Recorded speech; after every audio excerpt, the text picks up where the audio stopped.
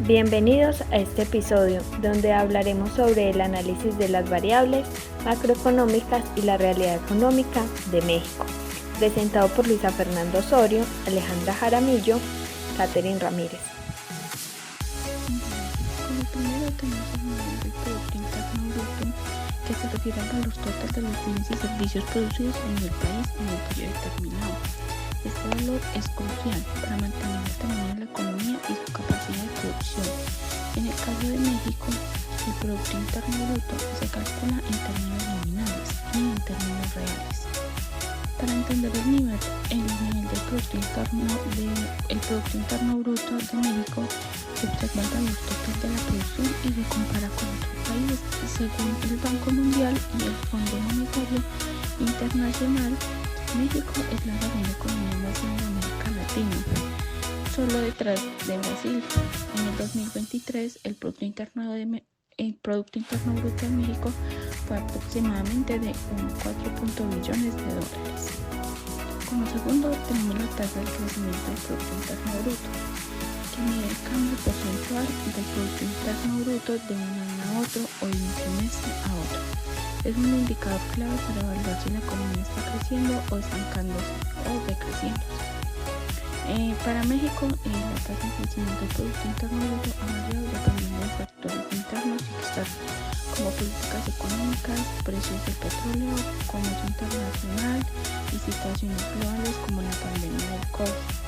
Un ejemplo, en el 2020, durante la pandemia, México experimentó una contracción económica significativa, con una caída del Producto Interno Bruto de alrededor del menos 8,5%.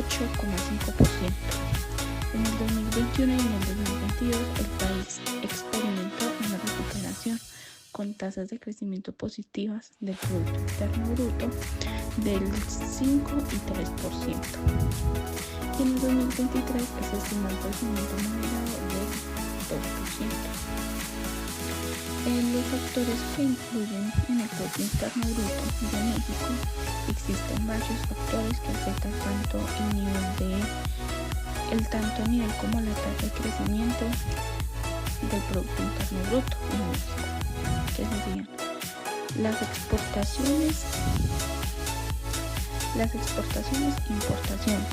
México es un país muy importante exportador de productos manufacturados, especialmente en la industria automotriz, electrónica y petróleo.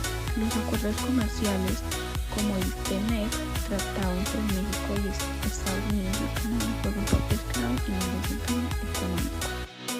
La inversión extranjera directa. México recibe una cantidad considerable de inversión extranjera directa, particularmente en sectores como la manufactura, la minería y la energía renovable. La política fiscal y monetaria son las políticas del gobierno mexicano en términos de gasto público, impuestos y la gestión de inflación son cruciales. Además, las decisiones del Banco de México sobre tasas de intereses tienen un impacto en la actividad económica. Y ya como factor global tenemos la economía global, especialmente la de Estados Unidos, que es principal socio comercial de México, afecta directamente al Producto Interno mexicano. Factores como la inflación global, los precios del petróleo y las tensiones geopolíticas que también influyen. Y tenemos las perspectivas de crecimiento que en cuanto al futuro cercano, los analistas proyectan que México continuará creciendo, pero a un ritmo moderado. El FMI y el Banco de México han estimado un crecimiento alrededor del 2% para el 2024 en la inversión en infraestructura y la manufactura y la mejora de las cadenas de suministro globales. Estamos la economía de un país, uno de los primeros aspectos que debemos revisar son sus exportaciones e importaciones y las balanzas de pago. En el caso de México, hablamos de una economía muy abierta al comercio internacional, especialmente con Estados Unidos. De hecho, más del 80% de sus exportaciones van hacia allá. Según el Banco de México, en el 2023 la cuenta corriente ha mostrado superávit recientemente, pero la dependencia de remesas y capital extranjero siguen siendo un punto crítico aunque en los últimos años México ha tenido superávit en cuenta corriente. Siguen dependiendo de una gran medida del capital extranjero y de los ingresos por remesas. Que la deuda pública y el déficit fiscal, aunque México tiene una deuda relativamente controlada en comparación con otros países emergentes, está aumentado en los últimos años, especialmente durante la pandemia. De acuerdo con la Secretaría de Hacienda y Crédito Público, CHCP, en el 2024, además el déficit fiscal se ha mantenido bajo, pero podría crecer en el 2025 por el aumento del gasto público. Un punto que se discute mucho es la recaudación de impuestos. México tiene una de las presiones fiscales más bajas entre los países de la OCDE, lo que significa que el gobierno recauda poco en relación con el tamaño de la economía. Esto limita su capacidad para invertir en salud, educación e infraestructura.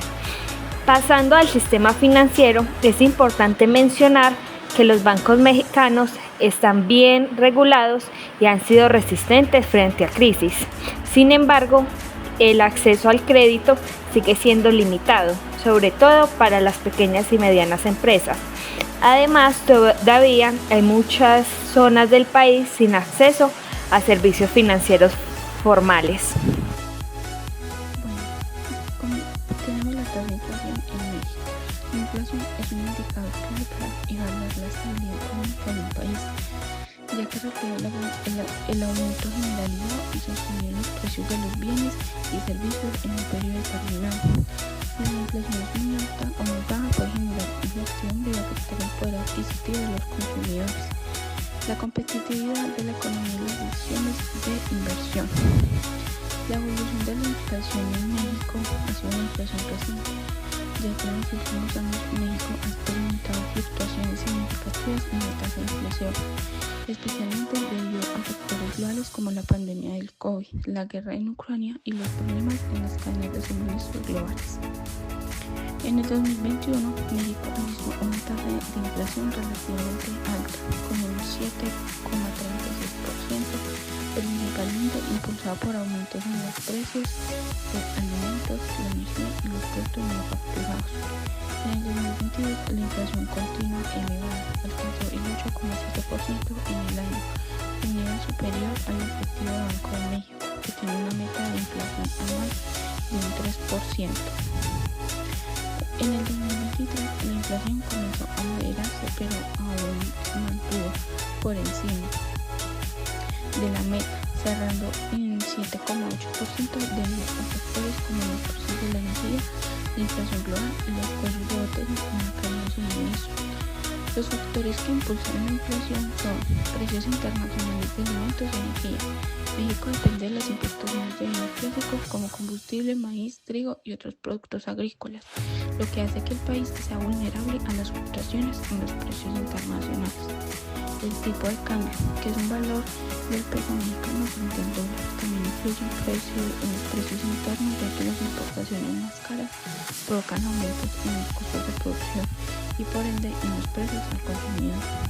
El crecimiento de la demanda interna, la demanda en expansión en la economía mexicana, especialmente a medida que la economía se recupera de la pandemia.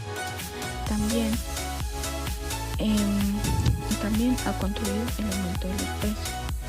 La inflación importada, la inflación global, especialmente debido a los efectos de la pandemia y las políticas monetarias expansivas a nivel mundial, ha afectado los precios en México. Segundo, tenemos las políticas de control de precios en México, que sería México a través de su Banco Central y las políticas del gobierno implementan diversas medidas para controlar la inflación y mantener la estabilidad económica. Tenemos la política monetaria, que sería el Banco de México, es la principal institución encargada de controlar la inflación mediante la política monetaria. Utiliza principalmente la tasa de interés de referencia para incidir en el nivel de precios. En un escenario de inflación elevada, el Banco de México puede aumentar las tasas de interés para reducir el gasto y la demanda agregada, lo que ayuda a reducir la presión inflacionaria. En los últimos años, para contrarrestar la alta inflación, el Banco de México ha subido las tasas de intereses en varias ocasiones. Por ejemplo, en el 2022, la tasa de interés se reveló a 11,25%, su nivel más alto en años, con el fin de controlar la inflación y alcanzar las expectativas inflacionarias. Tenemos la política fiscal y de precios. El gobierno mexicano también implementa medidas fiscales y políticas de control de precios directos en ciertos sectores para contener los aumentos de precio, particularmente productos básicos como alimento y energía. Tenemos el control de precios de combustible y el control de precios de algunos productos básicos. Iniciativas de apoyo a la producción nacional. El gobierno también promueve políticas para aumentar la oferta de bienes y servicios en sectores claves, lo que puede ayudar a mitigar los aumentos de precios por escasez. Tenemos la evaluación de estabilidad económica de México. Para evaluar la estabilidad de México en relación con la inflación y las políticas de control de precios, podemos observar varios aspectos. La eficacia de la política monetaria, que es una herramienta efectiva para tener la inflación en México, aunque también ha incrementado los costos de financiamiento y ha afectado la inversión. El control de precios y subsidios. Las políticas de subsidios y de control de precios en algunos productos clave han sido utilizados para mitigar el impacto de la inflación en los sectores más vulnerables. Y los desafíos externos, que sería que México enfrenta desafíos económicos externos que están afuera del control del gobierno, como los precios internacionales de las materias primas, el cambio climático y la inflación global. Las variables macroeconómicas son indicadores que miden fenómenos económicos. Los gobiernos utilizan las variables macroeconómicas para tomar decisiones de política económica. Las variables macroeconómicas ayudan a predecir la evolución de la economía y son fundamentales para evaluar la salud económica de un país. Usualmente, estas variables macroeconómicas nos ayudan a conocer la situación económica de un país, saber en qué parte del ciclo económico se encuentra, hacer predicciones de futuro, tomar decisiones de políticas económicas y tomar decisiones de inversión.